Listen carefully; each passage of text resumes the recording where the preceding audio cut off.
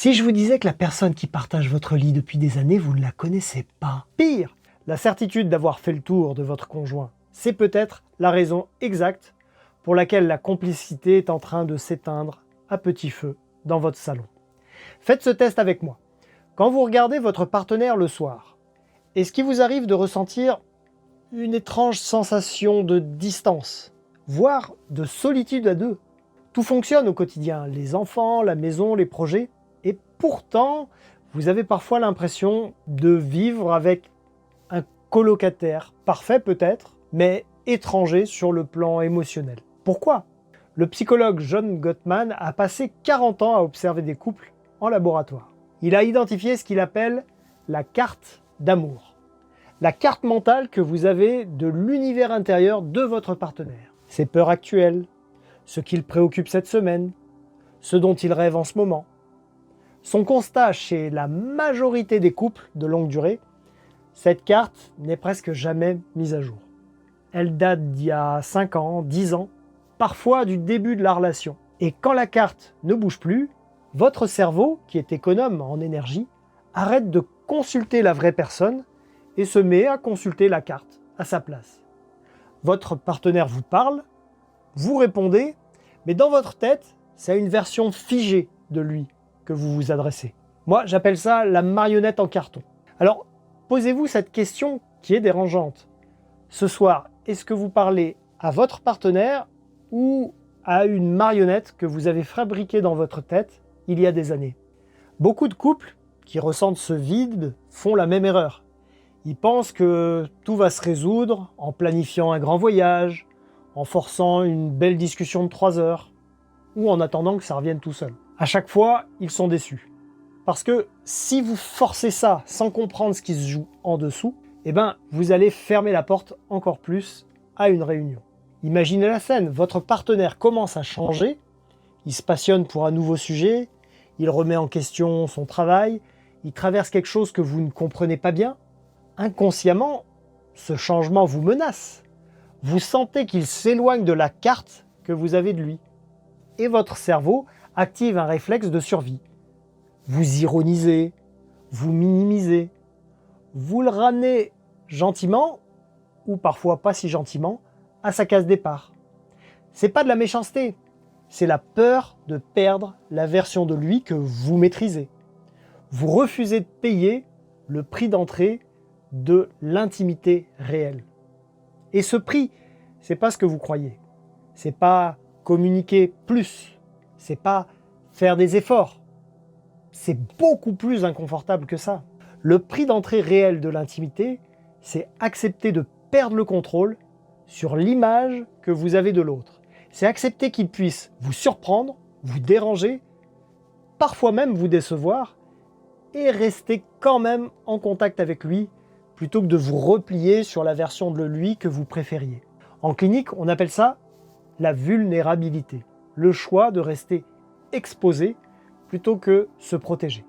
Alors, voici 3 actions concrètes pour redonner vie à la carte et désactiver cette marionnette dès ce soir. Solution 1, mettre à jour votre carte d'amour.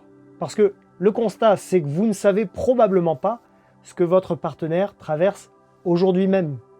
Les couples que Gottman a suivis sur plusieurs décennies, qui restaient stables, partageaient un point commun. C'est qu'ils continuaient à poser des questions ouvertes sur le quotidien de l'autre, même après 15 ou 20 ans de vie commune.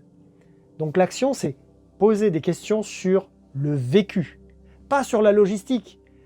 Les vraies questions, c'était quoi le moment le plus stimulant de ta journée? Ou bien, est-ce qu'il y a quelque chose qui te fait peur cette semaine? Solution 2, d'abord ne pas nuire. Le constat, c'est que votre partenaire, quand il s'ouvre à vous, au fil des années, il vous montre, et il connaît d'ailleurs, vos points faibles, mieux que personne. Et vous connaissez les siens. Et ça rend un couple redoutablement doué pour se blesser, si l'un des deux en fait, alors le choix conscient évidemment, mais même parfois sans le vouloir. Donc, quand vous êtes fatigué ou irrité, résistez à la pique facile, celle qui vise pile l'endroit sensible, parce que vous le connaissez par cœur. Formulez votre étape plutôt que d'attaquer son état à lui.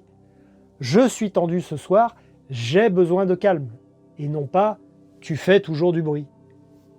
Solution 3, la vitesse de réparation est bien plus importante que de chercher l'absence de conflit. Ce que Gottman a montré dans ses études au long cours, c'est que ce qui distingue les couples stables des couples qui se séparent, c'est pas forcément une question de fréquence des disputes. C'est plutôt la rapidité avec laquelle ils réparent juste après. Il y a des couples stables qui se disputent autant que les autres. Simplement, ils mettent beaucoup plus vite fin aux hostilités. Donc, si votre partenaire vous dit que vous l'avez blessé, résistez à l'envie de vous justifier tout de suite. Écoutez d'abord, validez avant de vous expliquer. Je vois que je t'ai fait de la peine. Je suis désolé. Je vais faire attention. L'explication peut attendre 2 minutes. La reconnaissance de la douleur, elle, ne peut pas attendre. En cabinet, je vois des personnes formidables qui s'aiment profondément, mais qui vivent à côté de l'autre par simple peur de se montrer vulnérables. C'est vrai que c'est pas un exercice facile. Il faut déposer ses protections et ça demande un vrai courage, non seulement en cabinet, mais même au quotidien. Par contre, redécouvrir la personne qui partage votre vie, la regarder avec les yeux de la curiosité plutôt que ceux de la certitude, c'est la plus belle aventure que vous puissiez offrir à votre couple. Voici votre défi pour ce soir. Posez-lui une question sur ses peurs ou ses projets du moment, comme si vous le rencontriez pour la première fois. Et écoutez la réponse sans l'interrompre, sans juger, et laissez-vous surprendre. Et si vous voulez savoir où en est votre carte d'amour aujourd'hui, celle de votre couple, pas seulement la vôtre, je propose un outil gratuit, l'échelle d'évaluation des relations, en description. Ça prend 1 minute et ça vous donne une photo honnête de là où vous en êtes. Si cette approche concrète et scientifique de la relation vous aide à progresser, abonnez-vous. Chaque semaine, je partage des clés psychologiques pour transformer votre dynamique de couple et bâtir une intimité solide et durable. Dites-moi en commentaire quelle solution vous allez tester ce soir. Prenez soin de vous, de votre partenaire et surtout de votre lien. À très vite.